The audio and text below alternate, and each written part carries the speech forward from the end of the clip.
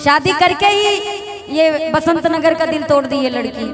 ये लोग मालूम है क्या कह रहे हैं आपसे कि इश्क के ये बदनाम हो गए और चर्चे हमारे शरेआम हो गए। इश्क के ये बदनाम हो गए, चर्चे हमारे शरेआम हो गए। और इस जिया ने दिल उस वक्त तोड़ा जब हम इसके प्यारे के गुलाम हो गए। प्यार कुछ नहीं हुआ है भाई, इसीलिए कहते हैं कि जिंदगी में अगर कभी कुछ करना है,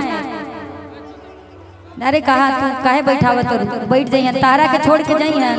तारा जैसा जहाँ बेवफा सुंदर नारी चल जाई ना, उन्हें पता नहीं का हो जाए। अब के खा गई जिंदगी आजाद मोहब्बत के खेल में। मन का दया भी है, मन का दया भी है, कटा जाई रेल में। खा गईलू जिंदगी मोहब्बत के पूरा जिंदगी खा गईलू। अगर हमरा मालूम रहे कि तू इतना बड़ बेवफा बाड़ू तो जीवन में तारा से प्यार न करती। और जो मासूम चेहरा के पीछे जवन शैतान छुपल बा, अगर एकरा के हम जानत रहती तो तारा से प्यार कबो न करती। के खा गईलू जिंदगी मोहब्बत के खेल में। खा गईलू जिंदगी मोहब्बत के खेल में। मन का दया भी है, मन का दया भी है, कटा जाए रेल में। खत्म कईलू जिंदगी मोहब्बत के खेल में। खा गईलू जिंदगी मोहब्बत के खेल में।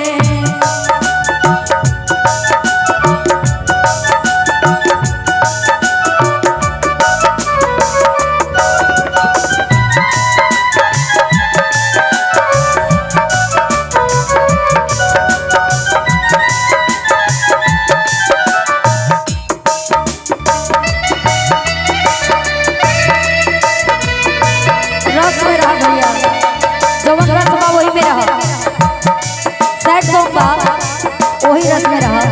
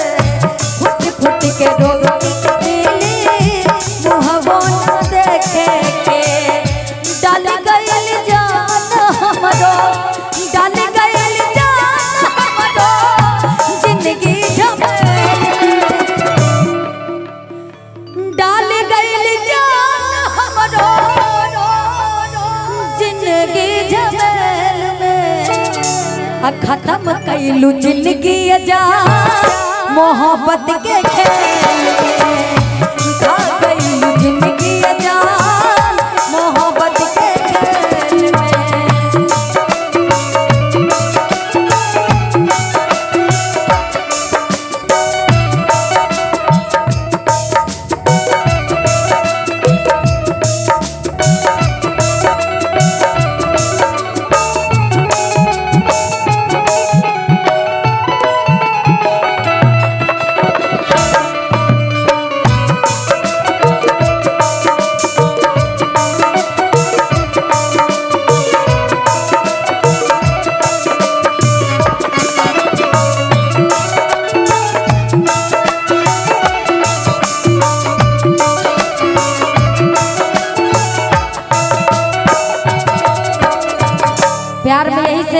अपना गर्लफ्रेंड के रोवे मत दिया जाए, नहीं तो 4-5 गो कमीना ओकर आंसू पोछे बदे खड़ा रहे दोस्ते में से। सही बात बना।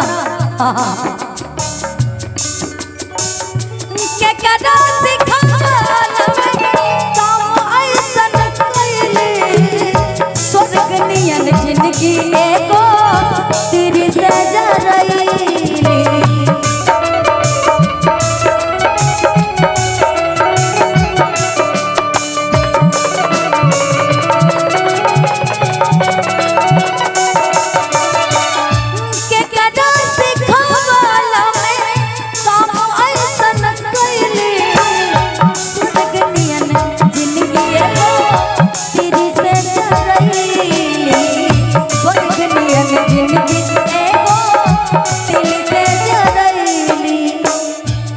कहते हैं